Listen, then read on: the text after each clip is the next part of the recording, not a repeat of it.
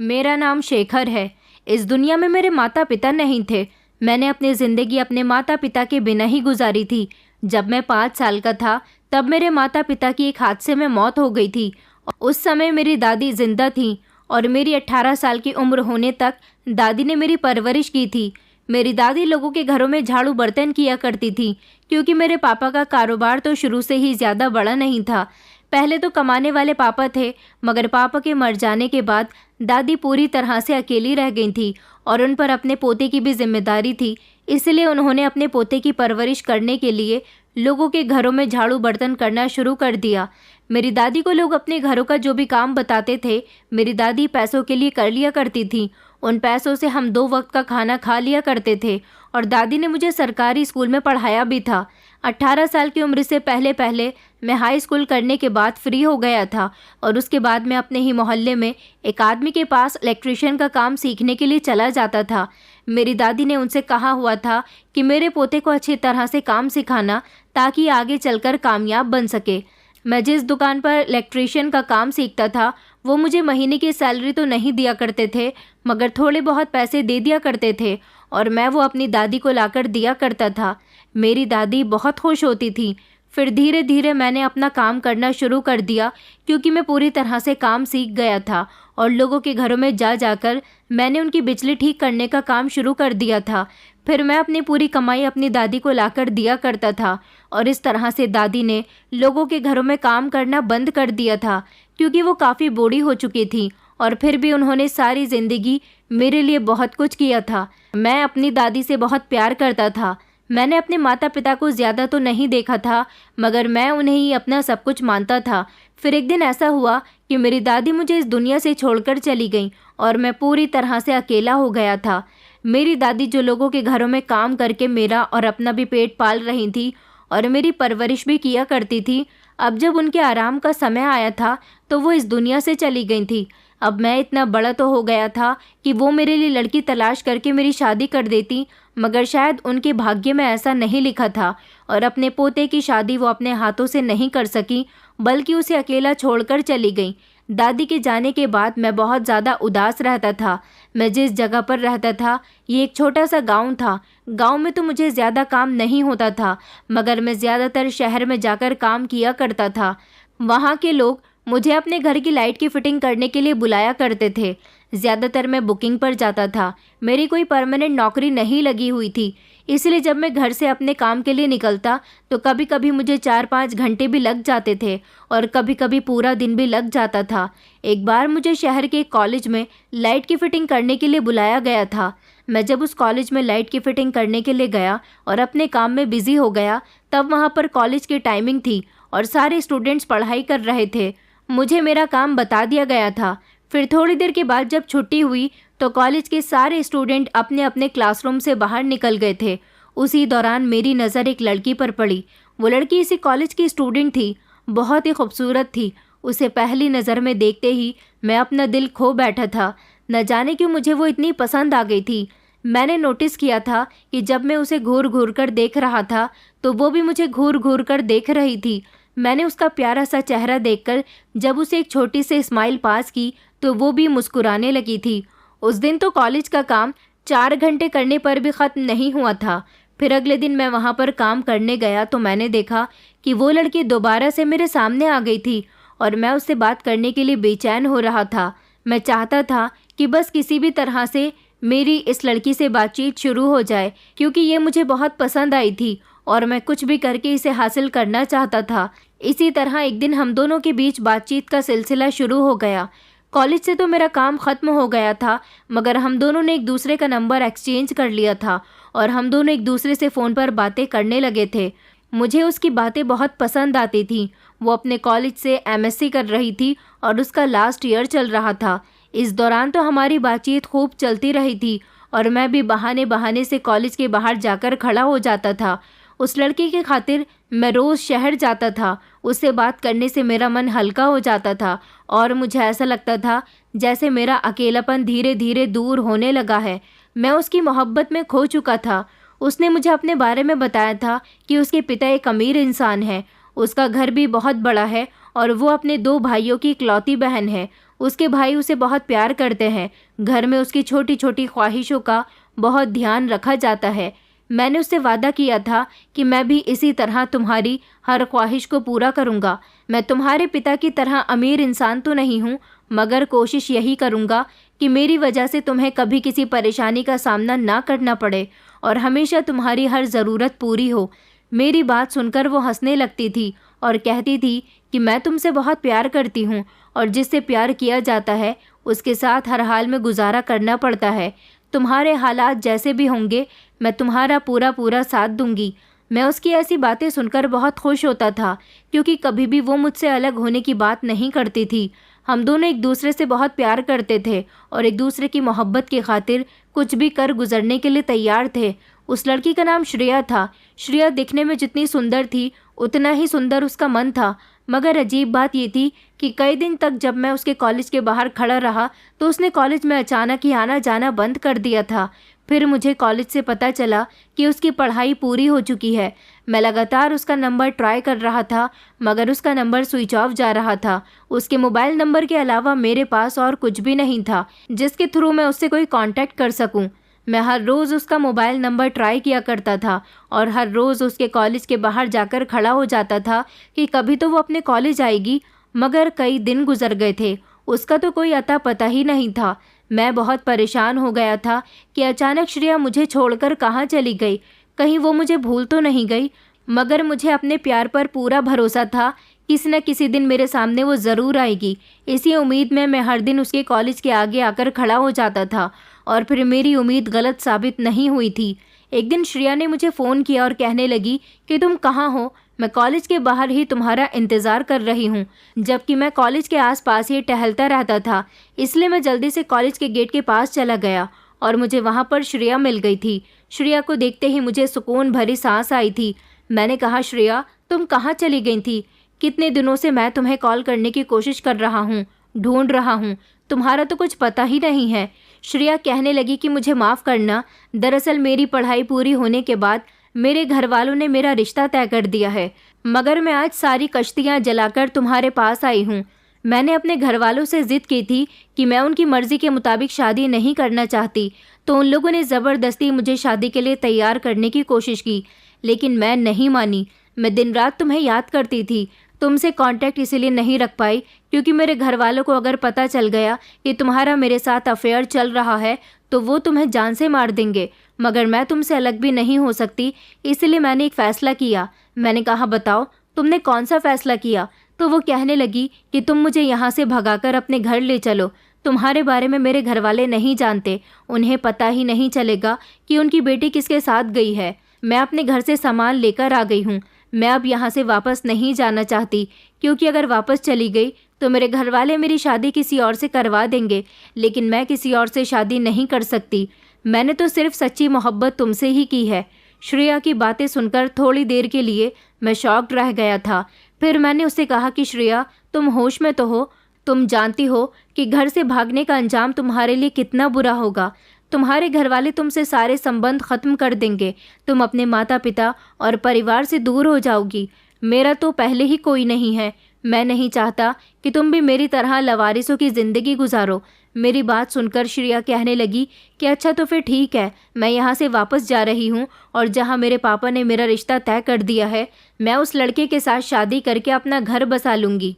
मैंने श्रेया से कहा, ये तुम किस तरह की बातें कर रही हो? तुम जानती हो ना कि मैं तुमसे कितना प्यार करता हूँ।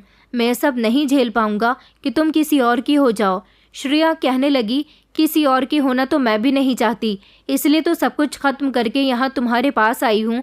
इसलिए तुमसे कह रही हूँ कि मुझे अपने साथ भगाकर ले चलो।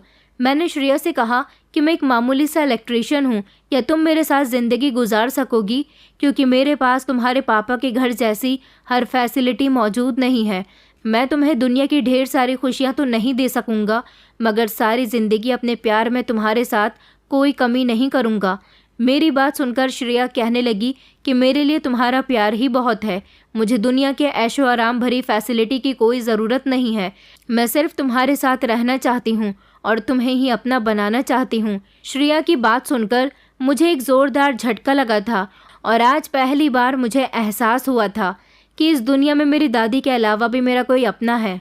श्रेया को लेकर मैं अपने एक दोस्त के घर आ गया था। वहाँ पर हम दोनों ने वकील को बुलाकर सारी फॉर्मेलिटी पूरी की और हम दोनों ने शादी कर ली थी। हम दोनों की शादी में मेरे दोस्त ने मेरी बहुत मदद की थी। उसके बाद मैं श्रेया को लेकर अपने गांव आ गया था।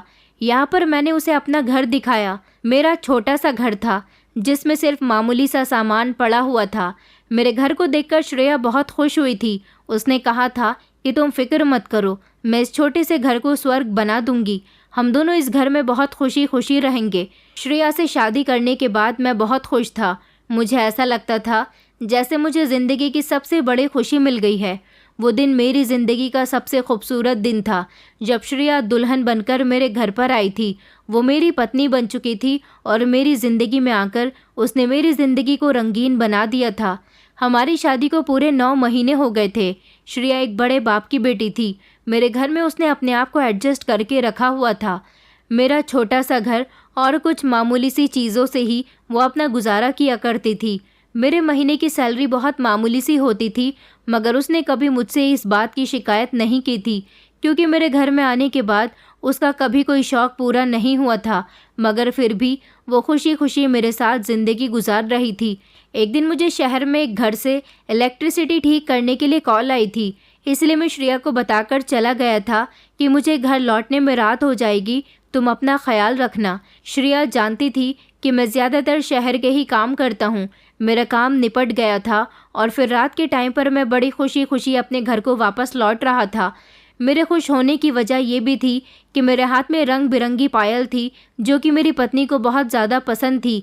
यहाँ पर एक दुकान से मैंने अपनी पत्नी के लिए पायल ख़रीद ली थी जो बहुत सुंदर थी, और मैंने सोच लिया था कि जैसे ही घर जाऊँगा तो अपनी पत्नी को ये पायल गिफ्ट कर दूँगा, तो इन्हें देखकर वो बहुत खुश होगी, क्योंकि वो हमेशा अपने पैरों में पायल पहने रहती थी और पूरे घर में उसकी पायलों की आवाज़ छन छन गूंजती थी। जैसे ही बस गांव के बस स्टॉप पर रुकी और कंडक्टर ने आवाज़ लगाई तो मैं फ़ौरन नीचे उतर आया और बड़े बड़े कदम उठाता हुआ गांव के अंदर जाने वाले रास्ते की तरफ बढ़ गया। बस कुछ देर की दूरी थी और मैं अपने घर पहुंच जाता और अपनी प्यारी पत्नी से मुलाकात करता, लेकिन घर के दरवाजे पर आकर मैं थोड़ा चौंक गया, क्योंकि घर का दरवाज़ा खुला हुआ था और रात का समय हो रहा था। ज़्यादातर मेरे घर का दरवाज़ा बंद ही रहता था। मेरी पत्नी को कहीं भी आने जाने की आदत नहीं थी, वो हमेशा घर पर रहती थी, लेकिन आज रात के समय घर का दरवाज़ा खुला देखकर मैं अचानक चौंक गया था। मैं समझ गया था कि ज़रूर कोई ना कोई गड़बड़ है। मैं इसीलिए परेशान होता हुआ दरवाज़ा खुला छोड़कर घर के अंदर आ गया। मैंने घर के अंदर चारों तरफ देखा तो मेरी पत्नी मुझे कहीं भी दिखाई नहीं दी और मैं अपने कमरे में चला गया, क्योंकि मुझे वहीं से खटर पटर की आवाज़ आ रही थी। और जब मैं वहाँ पर पहुँचा तो मेरी पत्नी कमरे के अंदर कुछ कर रही थी और मुझे कमरे के अंदर देखकर वो अचानक चौंक गई। कहने लगी, अरे आप आ गए। आपने तो मुझे रात के 9 बजे तक आने के लिए कहा था, मगर अभी तो 8 बज रहे हैं। मैंने उससे कहा कि हाँ, काम जल्दी ख़त्म हो गया था तो मैं शहर से जल्दी ही घर आने के लिए निकल गया था। ये कहते हुए मेरी नज़र मेरे कमरे में रखी हुई टेबल पर पड़ी, जिस पर एक घड़ी रखी हुई थी। मैं धीरे धीरे इस घड़ी के करीब गया, लेकिन जैसे ही मैंने अपनी नज़र पत्नी के ऊपर डाली तो उसके चेहरे पर पसीना आ रहा था। मैंने वो घड़ी अपने हाथ में ले ली। ये घड़ी मेरी तो नहीं थी और फिर इस घड़ी की कंडीशन देखकर भी लग रहा था कि ये घड़ी कहीं से कहीं तक भी मेरी नहीं हो सकती। मैं तो एक मामूली सा इंसान था जो थोड़े से पैसे कमाकर अपने घर का गुजारा किया करता था, मगर इस घड़ी को देखकर लगता था कि ये घड़ी किसी अमीर इंसान की है, क्योंकि ये ब्रांडेड घड़ी थी और इसकी कीमत बहुत ज़्यादा थी। मैंने अपनी पत्नी से चौंकते हुए कहा कि ये घड़ी कहाँ से आई, किसकी है ये? मेरी बात सुनकर मेरी पत्नी कहने लगी कि पड़ोस वाली एक औरत हमारे यहाँ आई थी, उसके पति की है। वो कह रही थी कि तुम्हारे पति इलेक्ट्रीशियन है, मेरे पति की घड़ी ख़राब हो गई, क्या इसे सही कर सकते हैं? मैंने उनसे कह दिया था कि आप घर पर नहीं हो तो आप इस घड़ी को यहाँ पर छोड़ जाओ। जब मेरे पति आएंगे तो मैं उनसे पूछ लूँगी वो इस घड़ी को ठीक कर सकते हैं या नहीं। मैंने अपनी पत्नी से कहा कि मैं इलेक्ट्रीशियन हूँ, कोई इंजीनियर नहीं हूँ जो इस घड़ी को ठीक कर दूँगा। मैंने अपनी पत्नी से कहा था कि कल तुम उनको ये घड़ी वापस कर देना। मेरी बात सुनकर जल्दी से श्रेया ने घड़ी मेरे हाथ से छीन ली थी, मगर इस दौरान श्रेया की हालत बड़ी बदली बदली सी लग रही थी। न जाने क्यों मुझे ऐसा लग रहा था कि श्रेया मुझसे झूठ बोल रही है, क्योंकि जैसे एक्सप्रेशन उसके चेहरे पर आज थे, ऐसे एक्सप्रेशन मैंने उसके चेहरे पर पहले कभी नहीं देखे थे। मेरी पत्नी पीछे अलमारी की तरफ मुड़ी और उसने मुझे कुछ पैसे लाकर दिए। मैंने कहा, ये पैसे किस लिए हैं? तो वो कहने लगी कि जब मैं छोटी थी मेरे पापा टेलर थे और मैं उनके पास बैठ जब उनको कपड़े सिलते हुए देखती थी तो मुझे भी कपड़े सिलने का शौक़ आता था, इसलिए मेरे पापा ने बचपन में मुझे सिलाई सिखा दी थी। फिर एक मामूली से टेलर से मेरे पापा एक बड़े दुकानदार बन गए। मेरे पापा का कपड़े का कारोबार है, बस मुझसे इसी तरह से कपड़ों की सिलाई करनी आ गई थी। आज मोहल्ले की जो औरत आपसे घड़ी सही करवाने के लिए आई थी, उसी ने कहा था कि मुझे कपड़े सिलवाने की बहुत परेशानी हो रही है, इसलिए मैंने उनसे कहा कि मुझसे कपड़े सिलने आते हैं, तुम चाहो तो मुझे कपड़े दे सकती हो, मैं शाम तक तुम्हारे कपड़े सिलकर तुम्हें वापस कर दूंगी। मैंने उसे उसके कपड़े वापस दे दिए और वो मुझे उनके बदले ये पैसे दे गई। जब आप कमरे के अंदर आए तो मैं वहीं सब कुछ समेट रही थी। अपनी पत्नी की बात सुनकर मैं हैरान रह गया था, क्योंकि वो रकम तो बहुत ज़्यादा थी और सिर्फ कपड़े सिलने से इतनी ज़्यादा पैसे नहीं कमाए जा सकते। ये बात एक तरह से ठीक भी हो सकती है कि मेरी पत्नी कपड़े भी सिल सकती है, क्योंकि इस घर में मेरी दादी की पुरानी सिलाई मशीन रखी हुई थी। हो सकता है कि उसने उसी सिलाई मशीन से कपड़े सी लिए हों, मगर इतने ढेर सारे पैसे देखकर मुझे कुछ गड़बड़ का एहसास हो रहा था। मैंने पैसे पकड़ लिए थे और अपनी पत्नी से कोई सवाल जवाब नहीं किया था, क्योंकि मैं उससे मोहब्बत करता हूँ। ऐसे में अगर उससे कोई सवाल करता तो शायद वो ये समझती कि मैं उस पर शक कर रहा हूँ, इसीलिए मैं चुप हो गया था। लेकिन मेरे दिल में अजीब सा शक पलने लगा था।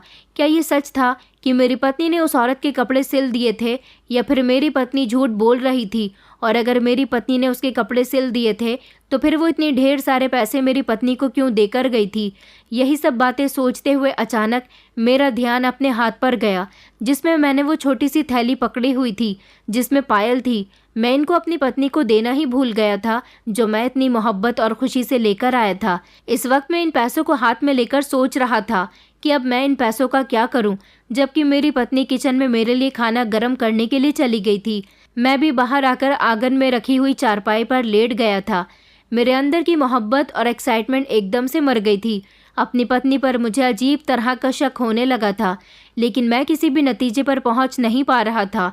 मेरी समझ नहीं आ रहा था कि मेरे साथ ऐसा क्यों हो रहा है।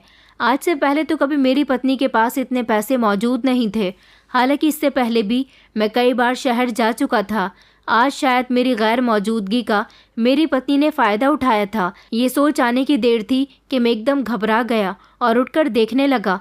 मैंने अपनी पत्नी को ध्यान से देखा।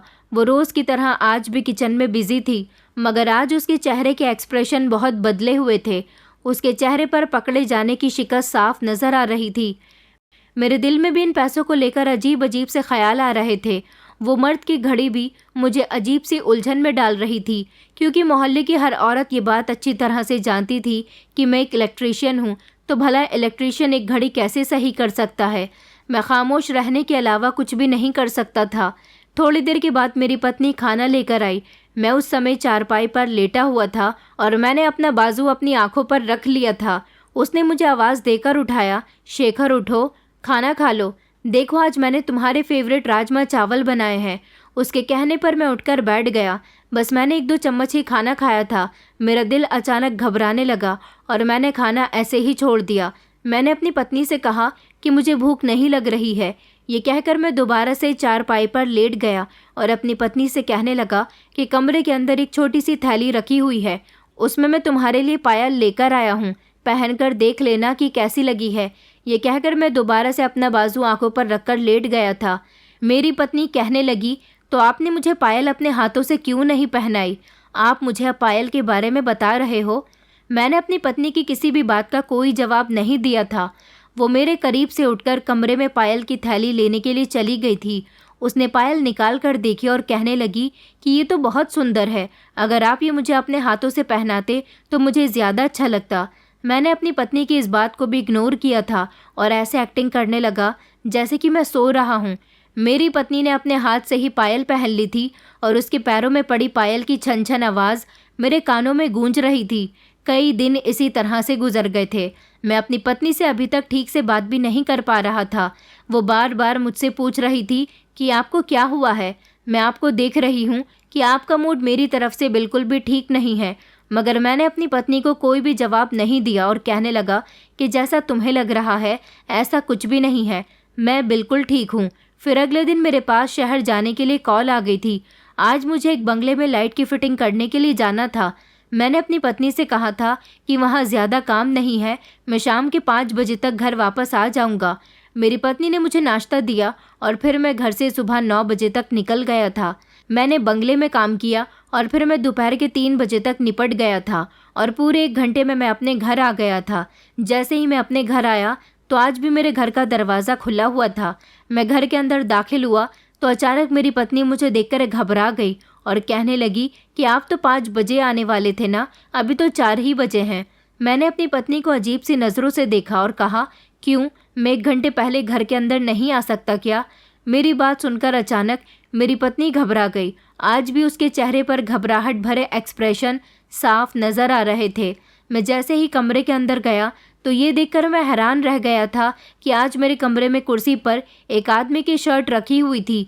मैंने ये शर्ट उठाकर देखी और अपनी पत्नी को सवालिया नज़रों से देखने लगा।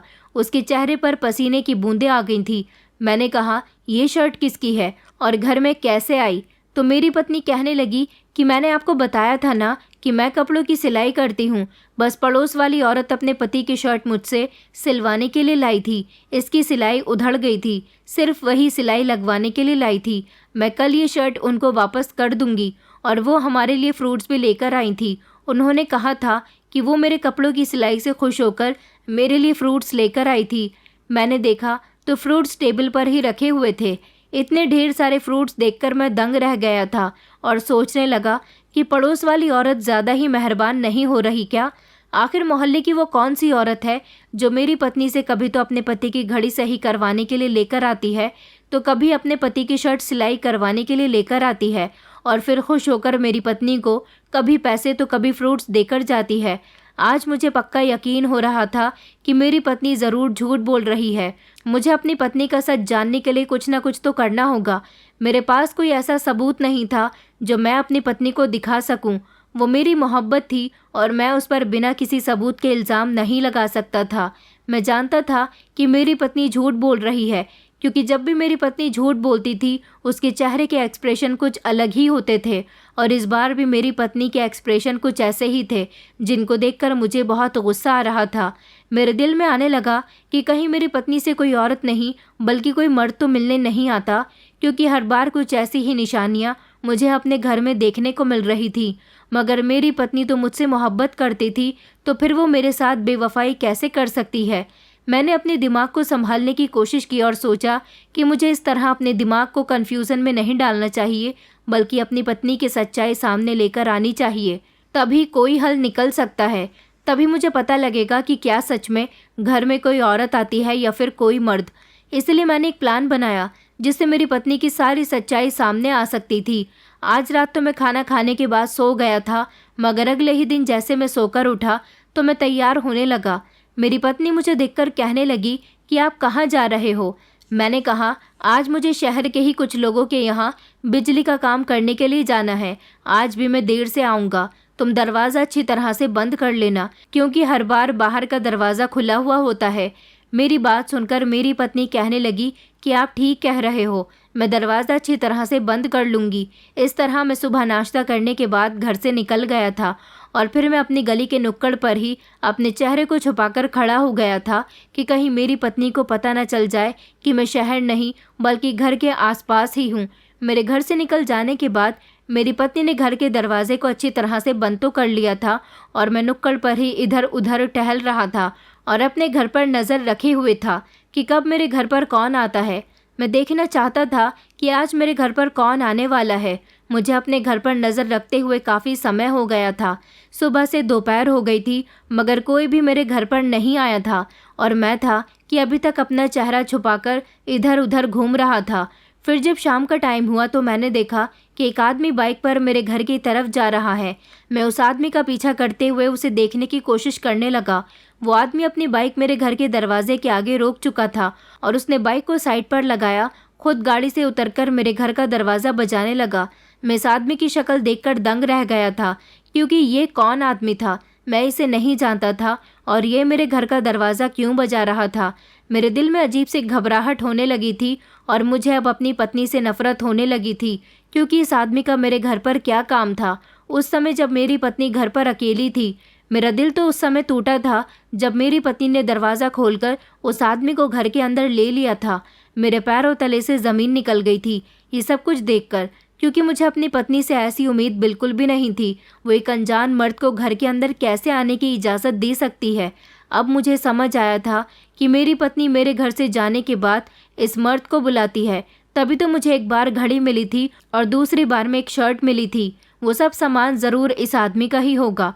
और मेरी पत्नी ने मुझसे झूठ बोल दिया कि पड़ोस की कोई औरत आती है उसके पास। मेरी आंखों में आंसू आ गए थे। मैं अपनी पत्नी से कितना प्यार करता था, आज उसने मेरे प्यार का मजाक बना दिया था। अगर उसे मेरे साथ रहना पसंद नहीं था तो वो मुझे बता भी तो सकती थी। भला मुझे धोखा देने की उसे क्या ज़रूरत थी।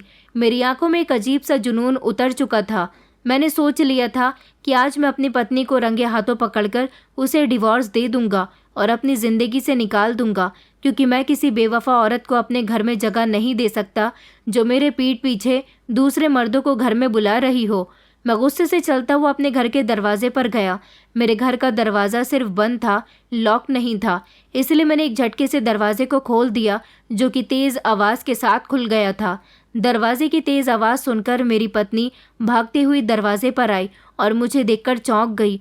बिल्कुल इसी तरह जब किसी इंसान का झूठ पकड़ा जाता है। मेरी पत्नी मुझे देखकर मेरे करीब आई और कहने लगी कि आप बड़ी जल्दी आ गए, क्या हुआ आपको। मैंने अपनी पत्नी को हाथ से धक्का दिया और घर के अंदर घुसता चला गया और अपनी पत्नी से कहने लगा कि बताओ कहाँ है वो आदमी जिसे तुमने घर में बुलाया है। मैं जैसे ही कमरे के अंदर गया तो वो आदमी कुर्सी पर फैलकर बड़ी आराम से बैठा हुआ था। उसे देखकर तो मेरा खून खौल उठा था। मैंने जल्दी से उसका गिरेबान पकड़ लिया और उसके मुंह पर एक ज़ोरदार मुक्का दे मारा। मेरा उस आदमी के साथ झगड़ा शुरू हो गया था। मैं बार बार उसे यही कह रहा था कि बता कौन है तू जो मेरी पत्नी से मिलने आता है। मेरी पत्नी मुझे बचाने की कोशिश कर रही थी और बार बार यही कह रही थी कि एक बार मेरी बात तो सुन लो, आप ये क्या कर रहे हो। वो कह रही थी कि छोड़ दो इनको, तुम नहीं जानते कि ये कौन है। मैंने कहा मैं सब कुछ जानता हूँ कि तुम दोनों मिलकर मेरे घर में क्या करते हो और तुम मुझे कितने दिनों से बेवकूफ़ बना रही हो। मैं उस आदमी को बार बार मार रहा था। वो आदमी पलटकर मुझे नहीं मार रहा था और मेरी पत्नी बार बार मुझे रोकने की कोशिश कर रही थी। फिर मेरी पत्नी ने ज़ोर से चिल्लाते हुए कहा कि ये मेरे भैया हैं, तुम गलत समझ रहे हो। अपनी पत्नी की बात सुनकर अचानक मेरे हाथ रुक गए थे। मैंने जैसे ही अपनी पत्नी की तरफ देखा तो वो रोते हुए कहने लगी कि हाँ ये मेरे बड़े भाई हैं। मैंने कहा कि तुम झूठ बोल रही हो। वो कहने लगी कि मैं सच कह रही हूँ, तुम गलत समझ रहे हो। ये मेरे भैया हैं और मुझसे मिलने के लिए आते हैं। तुम सुकून से मेरी बात सुनो तो मैं तुम्हें कुछ समझा पाऊँ, मगर तुम तो इतना गुस्सा कर रहे हो कि मेरी बात सुन ही नहीं रहे। अपनी पत्नी की बात पर मेरे हाथ ढीले हो गए थे और उस आदमी ने अपने आप को मुझसे छुड़ा लिया था।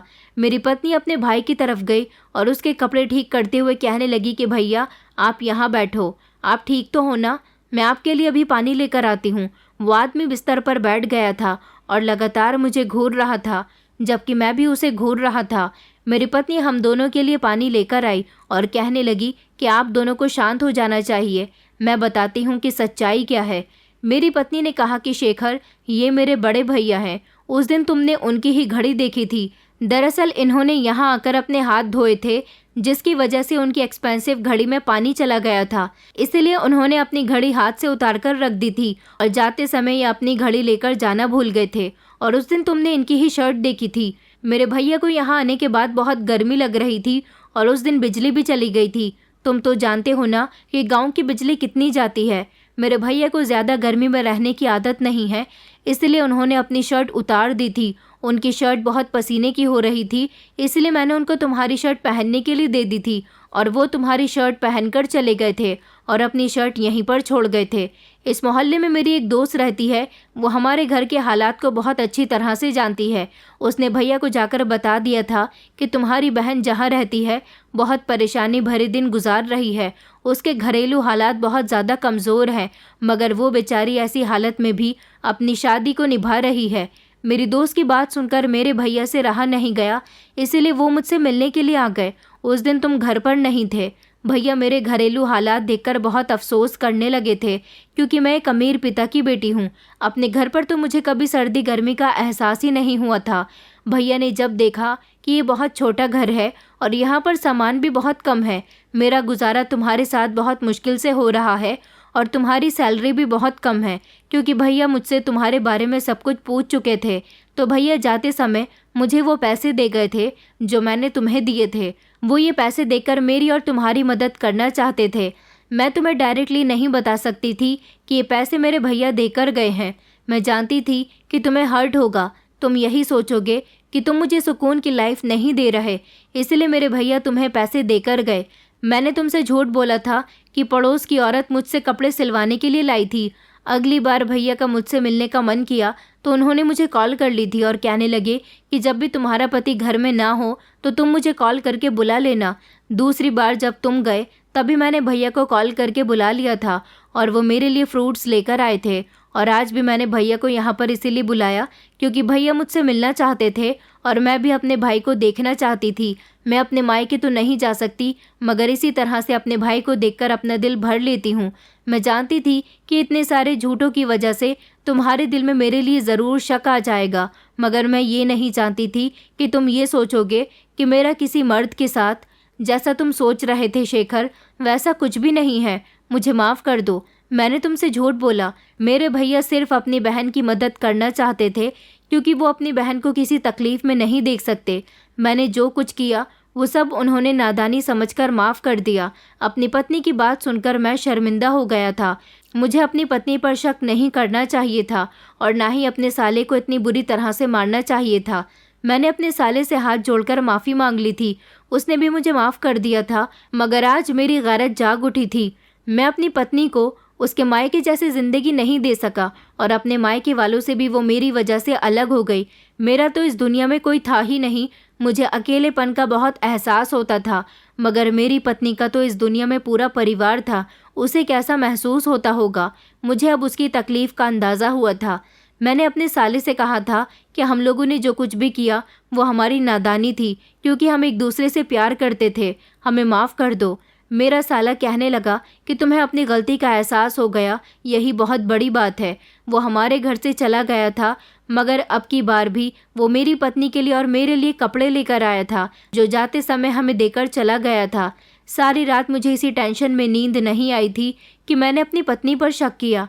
मेरी पत्नी बहुत अच्छी है, मेरी वजह से उस बेचारी के परिवार वाले उससे दूर हो गए, और फिर आज जो मैंने किया वो बिल्कुल भी अच्छा नहीं हुआ।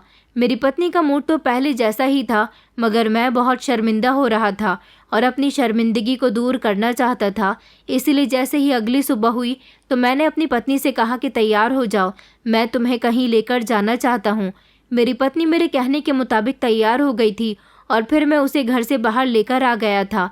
हम लोग बस में बैठ गए थे। मेरी पत्नी और मैं जिस जगह आ गए थे वहाँ आने के बाद मेरी पत्नी ने मुझसे कहा कि तुम जानते भी हो कि तुम क्या करने जा रहे हो।